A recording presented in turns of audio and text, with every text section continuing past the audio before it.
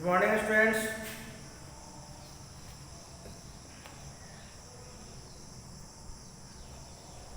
जैसा कि आपको पता है कि 1 to 5 चैप्टर्स टोटल जो है आपके 5 चैप्टर्स पढ़ाए गए हैं, जो मैं आपको बता चुका हूँ, ठीक है। और इन्हीं चैप्टर्स की आपको तैयारी करनी है और खासकर चैप्टर्स को पढ़ के तैयारी करनी है।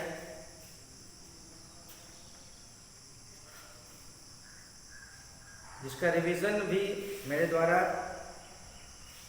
करवाया गया है और फिर मेरे पास टाइम बचे हुए जिसमें मैं आपको जो भी इम्पोर्टेंट फैक्ट्स हैं, टर्म्स हैं, उसको मैं एक्सप्लेन कर रहा हूँ। अगला जो आपका है वो है क्लाइमेट। थर्ड चैप्टर क्लाइमेट है।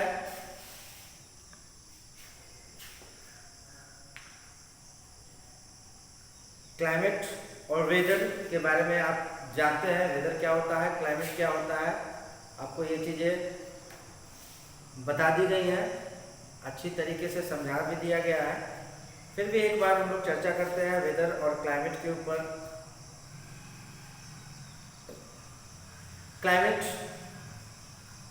जो हमारे लाइफ को प्रभावित करता है, लाइफ स्टाइल को, है ना, और उस क्लाइमेट के हिसाब से हमें अपने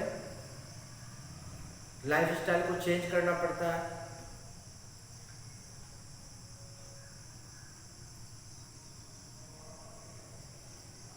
उस क्लाइमेट के हिसाब से हम अपने सारे काम करते हैं, फूडिंग, ड्रेसिंग, फार्मिंग एक्सेट्रा। ये सारी चीज़ें हम क्लाइमेट के हिसाब से हमें करना पड़ता है। वेदर की बात हम अगर करें तो क्या है weather? Weather is the condition of the atmosphere at a place over a short period of time. Condition of the atmosphere at a place over a short period of time. You know, it may changes from day to day, even hour to hour. It affects our food habits, our clothing. Weather affects our daily activities too. A person who studies weather is called a meteorologist. Weather हमारे, जैसा कि मैंने बताया आपको, कि हमारे food habits को प्रभावित करता है, क्लॉथिंग को, और हमारे डेली एक्टिविटीज़ को भी प्रभावित करता है। वेदर के हिसाब से हमारे डेली एक्टिविटीज़ है उसमें भी हमें परिवर्तन करने पड़ते हैं, ठीक है। A person who studies weather is called a material. जो वेदर का अध्ययन करते हैं उनको मेटेरोलॉजिस्ट कहा जाता है। दूसरा जो आपका है climate. Climate is the average weather condition of a place over a long period of time. It affects also our lifestyle, dressing, food habits, housing, transportation, etc. Weather क्या है? Condition of atmosphere. और climate क्या है? Average weather condition है। Weather day to day change होता है, even our to our, घंटे में भी चेंज हो जाता है, but climate does not change in a day, in a month. It exists for a long time. It continued for a long time. There are some factors that determine the climate of a place. कुछ ऐसे factor हैं जो climate को प्रभावित करते हैं, जिसमें सबसे पहला डिस्टेंस फ्रॉम द इक्वेटर, उसके बाद height of the sea level, distance from the sea, direction of the wind and humidity. These are the factors which determine the climate of a place. ये सारे जो फैक्टर हैं वो climate को प्रभावित करते हैं। Distance from the equator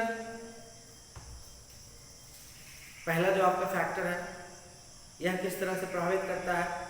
equator का जो रीजन है उसके आसपास का जो रीजन है, जो क्षेत्र है, वहाँ सूर्य की रोशनी जो है सीधी पड़ती है, जिस वजह से यह रीजन जो है वह हॉट होता है। Okay, the sun fall vertically on the equator, this direct heat makes the area hottest region in the world. Equator पे जो है सूर्य की रोशनी सीधी पड़ती है, जिस वजह से इस रीजन को हॉटेस्ट रीजन कहा जाता है। As we move towards the poles, और जैसे इक्वेटर से हम पोल्स की तरफ बढ़ते हैं, poles, you know there are two poles, north pole and south pole. जब हम इक्वेटर से पोल्स की तरफ बढ़ते हैं तो सन जो है वो स्लैंट होता जाता है और टेम्परेचर डिक्रीज होता जाता है ना। और जैसे जैसे हम दूर होते जाते हैं इक्वेटर से, टेम्परेचर भी है जो वो डिक्रीज होता है, कम होता जाता है, because the sun fall slantingly on that region, therefore have low temperature. The sun rays do not get to the Arctic and Antarctic easily, और जो हमारे जो आर्कटिक सर्कल है और अंटार्कटिक सर्कल है, यहाँ पे सन रेज जो है वह सूर्य की जो रोशनी है वो नहीं पहुंच पाती है। Hence this area remain cold through out the year, और यही रीजन है कि आर्कटिक और अंटार्कटिक, ठीक है, जो है वहां पे सालों भर ठंडक होती है, cold through out the year. तो हमने देखा कि इक्वेटर से जो दूरी है, डिस्टेंस फ्रॉम द इक्वेटर, वो कैसे क्लाइमेट को प्रभावित करती है, ठीक है। दूसरा आपका जो है height above the sea level, समुद्र तल से ऊंचाई। जब मैंने आपको जब इस चैप्टर को पढ़ाया गया था उस समय मैंने आपको बताया कि जैसे जैसे हम लोग ऊंचाई पे बढ़ते हैं, यानी वह रीजन जो समुद्र तल से ऊंचा है, वहाँ का टेम्परेचर जो है वो कम होता है, और टेम्परेचर हाइट के हिसाब से जो है वो डिक्रीज होता है। एवरी 165 मीटर पे 1 डिग्री टेम्परेचर रिड्यूस होता है, डिक्रीज होता है ना। And the height of a place above the sea level is known as altitude. No? The temperature goes down with increasing height. जैसे जैसे हम ऊंचाई पे जाएंगे टेम्परेचर घटता चला जाएगा, कम होता चला जाएगा। इंपॉर्टेंट फैक्टर है, the higher we go the cooler it becomes. जैसे जैसे हम ऊंचाई पे जाएंगे वैसे वैसे हम ठंडक पाएंगे, ठीक है। The temperature decreases 1 degree Celsius for every 165 metre. 1 degree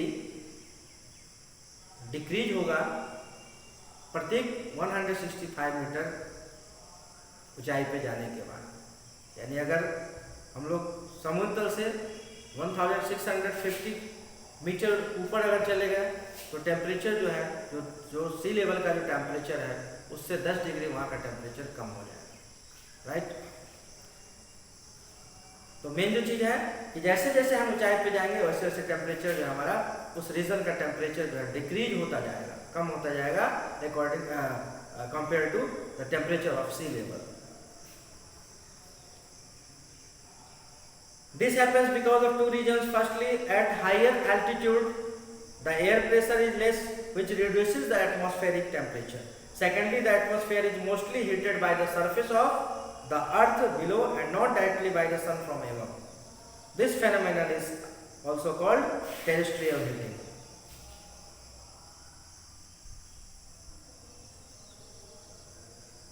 And the peaks of the high mountains remain covered with snow as the temperature there is below 0 degree. और जैसे 0 डिग्री टेम्परेचर पे पहुंच जाएगा, ऊंचाई पे बढ़ते जाएंगे और टेम्परेचर डिक्रीज होते होते 0 डिग्री पे जाएगा। जब जाता है तो हम जानते हैं कि वहाँ पे बर्फ जम जाता है, ठीक है।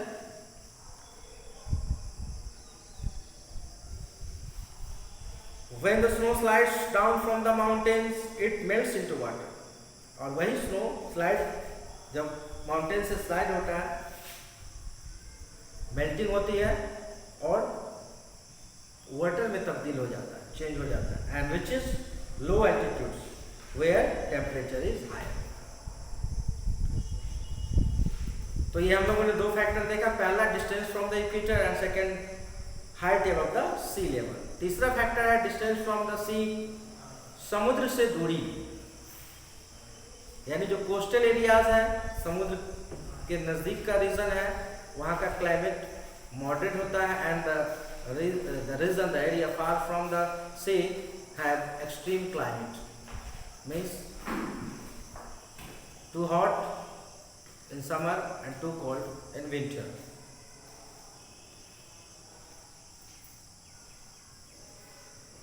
During the day, the land near the sea absorbs more heat and becomes warmer than the sea. The air over the land gets heated up and rises over the land. To fill the space created by this hot air, the cool air from the nearby sea moves towards the land. In coastal areas during summer, the sea breeze keeps the nearby area. Coastal area में जो समुद्री हवा है, जिसको sea breeze कहा जाता है, वह नियर बाय एरिया जो है, नजदीक के क्षेत्र को ठंडा रखता है। While in winter it keeps the area warm, और विंटर सीजन में जो है समुद्री हवा उस क्षेत्र को गर्म रखती है।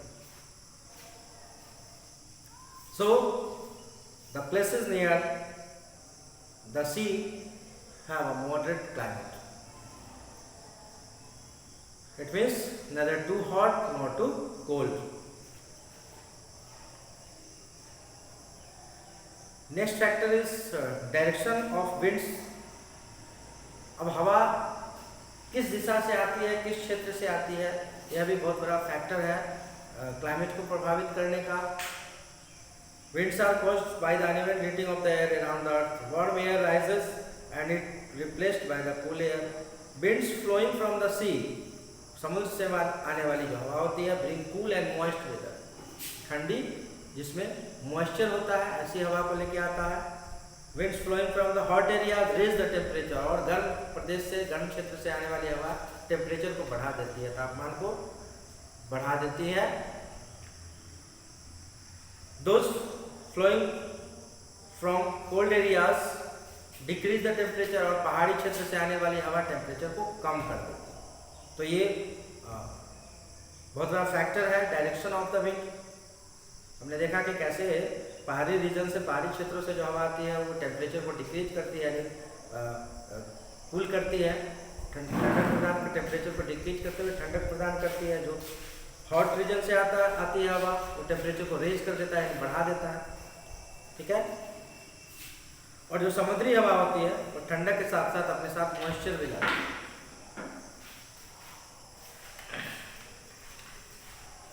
Sometimes wind bring moisture-laden clouds. अपने साथ मॉइस्चर लेके आती है जो वर्षा का कारण बनता है. That's result which result in rainfall.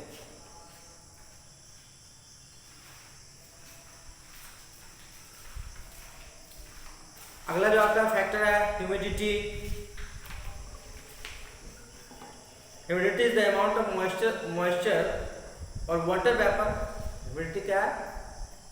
Amount of water vapour present in the atmosphere known as humidity. It affects the temperature and climate of a place. Winds blowing from the sea to the land make the weather humid. The winds blowing from sea to the, जो समुद्र से जो land की तरफ जो हवा आती है अपने साथ जो है ह्यूमिडिटी लेके आती है, यानी उसमें ह्यूमिडिटी होता है. And humid air can cause rainfall, और यह वर्षा का, इसकी वजह से जो है वर्षा होती है. The amount of rainfall is an important factor in deciding the climate of the earth. Some places experience rainfall throughout the year. कुछ ऐसे क्षेत्र हैं जहाँ सालों भर कम या ज़्यादा वर्षा होती रहती है.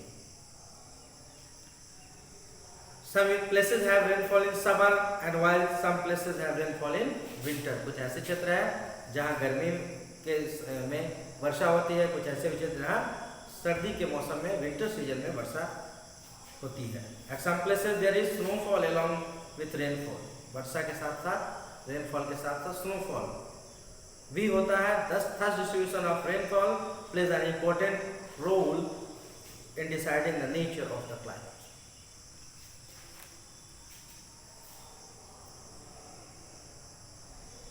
तो ये थे फैक्टर्स जो क्लाइमेट को प्रभावित करते हैं. हमने 5 फैक्टर्स के बारे में चर्चा की अभी जो क्लाइमेट को प्रभावित करते हैं. उसके बाद क्लाइमेटिक जोन्स या heat zones. On the basis of temperature and rainfall, the earth can be divided into 3 climatic zones. They are known as torrid zone or tropical zone, temperate zone, and the third is frigid zone. That is also known as frigid zone is also known as polar zone. तो 3 climatic zones में बांटा गया पूरे अर्थ को according to the sun rays received by the region, and another factor is rainfall. Temperature और rainfall के आधार पे 3 climatic zones में जो है अर्थ को बांटा गया. सबसे पहला जो आपका टेम्परेट जोन है जिसको the region near the equator have hot climate, the torrid zone और tropical zone. पहला जो है आपका torrid zone और tropical zone.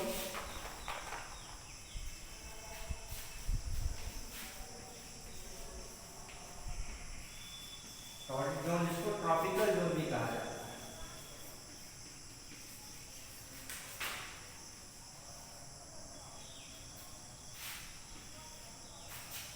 Next one is temperate.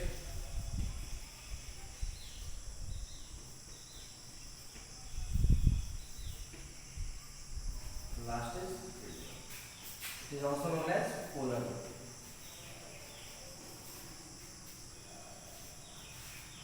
Tropical zone और टॉरिड जोन जिसका क्लाइमेट हॉट होता है. हॉटेस्ट रीजन्स को इस जोन में रखा गया है.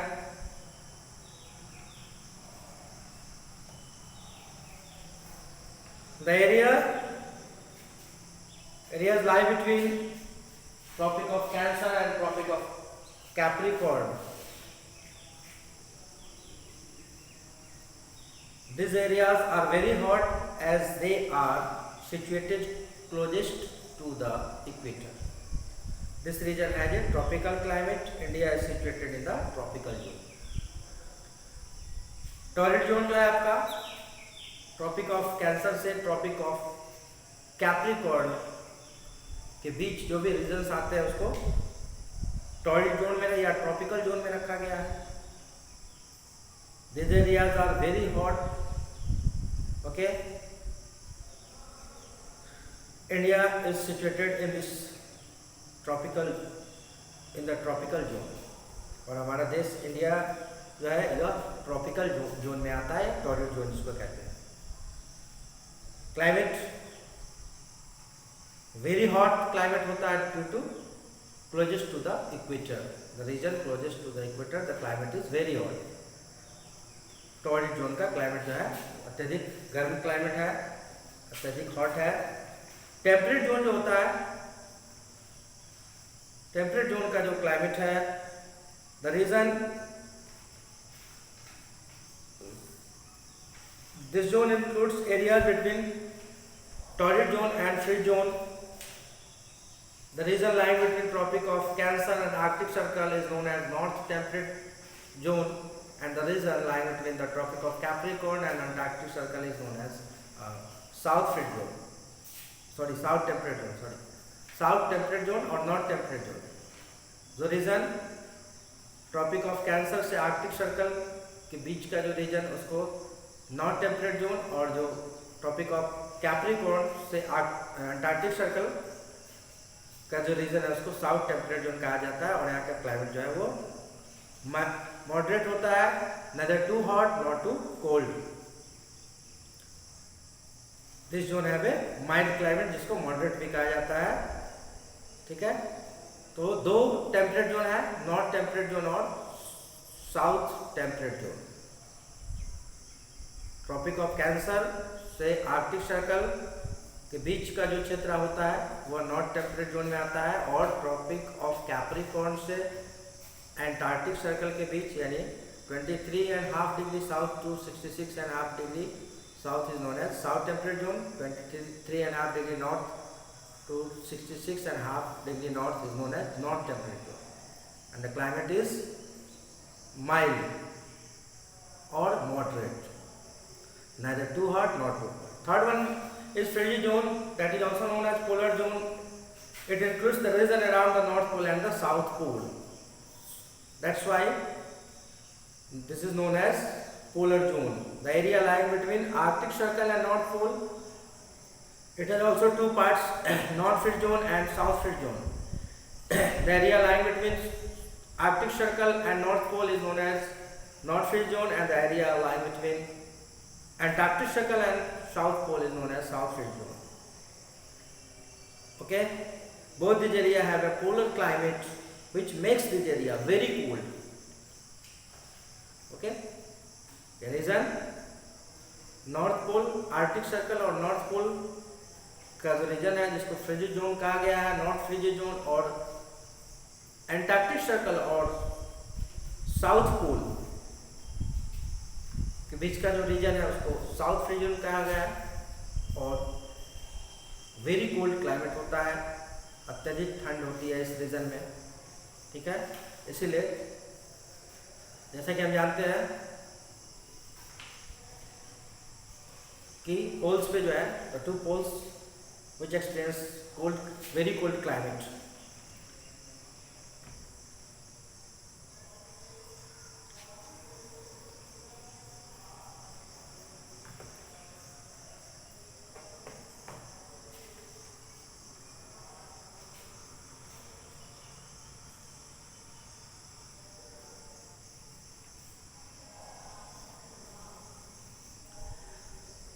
There are some instruments which are used to measure temperature, rainfall, atmospheric pressure, like thermometer, barometer and rain gauge.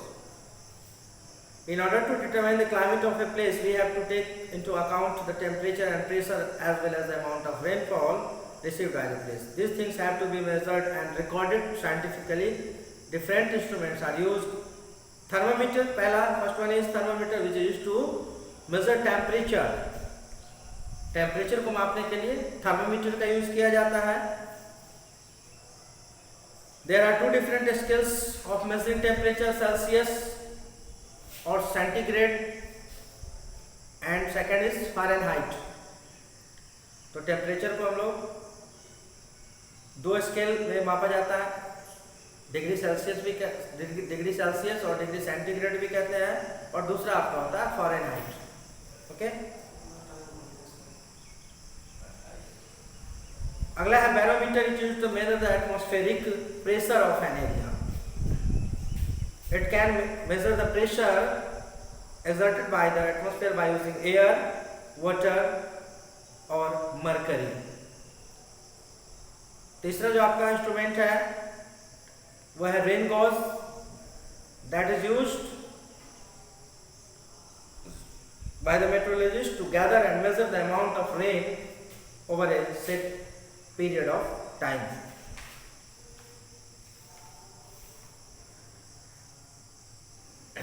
तो हमारा हम लोगों ने आज जो है क्लाइमेट के बारे में जो है एक बार फिर से इसका रिवीजन किया गया। फैक्टर्स क्या क्या है जो क्लाइमेट को प्रभावित करते हैं, उसके अलावा क्लाइमेटिक जोन्स, इसमें मैंने आपको बताया 3 क्लाइमेटिक जोन्स हैं,